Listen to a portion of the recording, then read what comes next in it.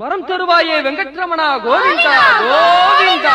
வரம் ஏழுமலையான் பக்தர்கள் அலைக்கடலென திரளும் விழா. கோவிந்த கோஷத்தில் சென்னையை திருமலையாக்கி பிரமிக்க வைத்திடும் திருக்குடை திருவிழா. வைகுண்டத்தில் இருப்பது போன்ற திகைப்பை தந்திடும் தசாவதார பல்லக்குகள் அணிவகுக்கும் ஆன்மீக விழா. திருப்பதி திருக்குடை ஊர்வலம் தொடங்கினார். சென்னையில் மழை பொழிகிறது. கவனி தாண்டும் போது கருடன் வானில் வட்டமடித்து தரிசனம் அருளுகிறது.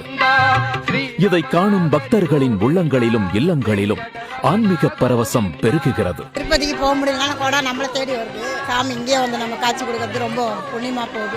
எம்பெருமான் துயில் கொள்ளும் போது மெத்தையாக தன்னை பக்தியுடன் அர்ப்பணிக்கும் 1000 தலை கொண்ட ஆதிசேஷனை ஏழுமலையான் எழுந்தருளும் போது திருக்குடையாக அவதாரம் கொள்கிறார் என்கிறது வைணவ சம்பிரதாயம். கூட நேர திருப்பதிக்கு போகுது.